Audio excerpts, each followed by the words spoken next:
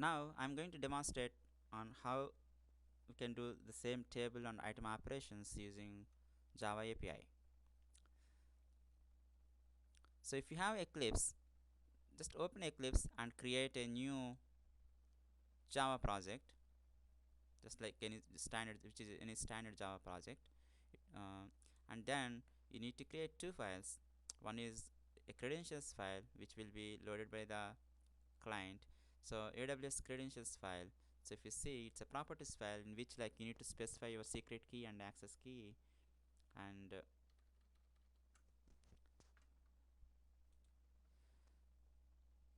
also a Java file in which like I will go over like few methods. So I defined the table name as product catalog here, and I'm creating an object of Amazon DynamoDB client in the constructor. Basically, like I'm loading AWS credentials properties file in the constructor, and then supplying those credentials to the Amazon DynamoDB client object, DynamoDB client class. So I have multiple methods like create table, which will create a table, and I have a get table status, which will tell me what is the current status of the table. Describe table, which will provide the details of the table, and I have update table, which will update the throughput of a table. List tables, which will list all tables in my account and in a region. I have a delete table which demonstrates like delete table operation, and I have put items like which will add like one or more items like to the table, and I have update item basically which will pick an item and like existing item and modifies it basically. Here like I also have delete item which will pick an existing item and removes it,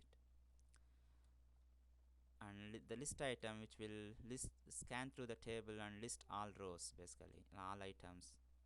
The print item which will print night details about an item to a standard output. And I have a main method which will create instance of DynamoDB client, and it goes step by step. Basically it creates table and it waits until the table is active, and then describing the table, so it will tell me the details about the table I just created, and it puts the items, few items, and this, and it reads those items back, and it picks an item and updates it, and then it deletes an item, and it will try to update the table. When we update the table, like we need to wait until its status is changed. So we are waiting until like its status changed here. So then describe the table to make sure the table is updated, and then list the tables which will list all the tables in my account. Delete table which will delete the table, and it waits until like the table is removed. It takes a while to remove the table. So, and then it will list the tables which will list all tables in my account. So if I go back to console, I don't have any tables created here. I will keep refreshing when the program runs. So you will see the output here, as well as you can see in the AWS console the same. So I'm going to run this program now.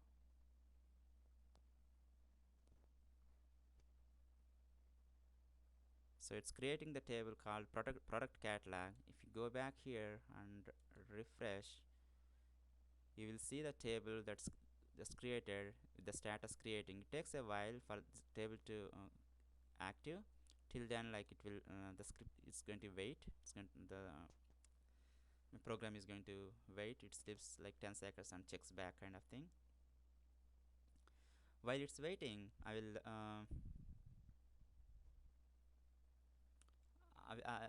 will there is another thing like we need to do, basically like we need to download SDK before we yeah, write any Java code here. So I will show you like how to do that later. So now it added like few items. It described the table called it's a product catalog, what is its read capacity units and write capacity units, and it's putting like few items to the table product catalog, and then it lists all the items it's added, and then it's kind of updating the table. So if you go back here and refresh this, so we'll see the table in updating state, and you select it and click on explore table, which will list all the items that we added. So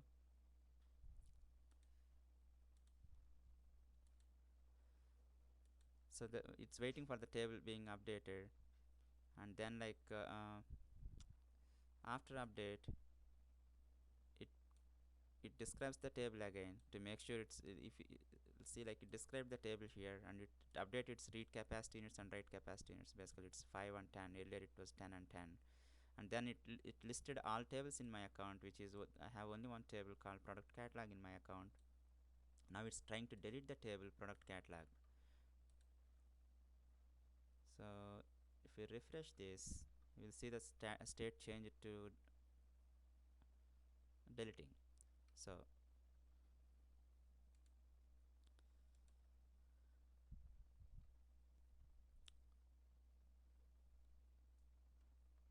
while it's deleting the table, like I will show you on how we can download uh, SDK, AWS SDK. See, it just finished that table deletion, and it's listing the tables and there are none.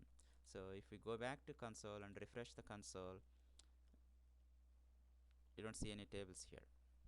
So the program demonstrates like each all table operations as well as item operations successfully. So now I'll show you like how to download AWS SDK. Basically, like you go to the install new software, and you I have already since I have already added a site. So you'll see like basically like you click on add and specify AWS SDK as a name, and the URL aws.amazon.com/eclipse as the location, and click OK. And then like you will see the toolkit, and you need to select the toolkit and continue to install the toolkit. The second thing like you need to do is, after creating your Java project, you need to specify the Java path for the SDK libraries. So you right click on that and go to properties, go to Java build path and click on libraries, and go to add library, and there is a new library listed because we just downloaded and installed AWS SDK for Java. You need to pick that one and add it.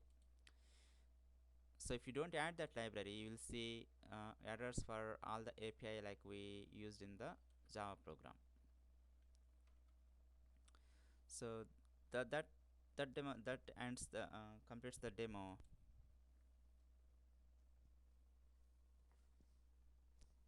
Thank you for watching.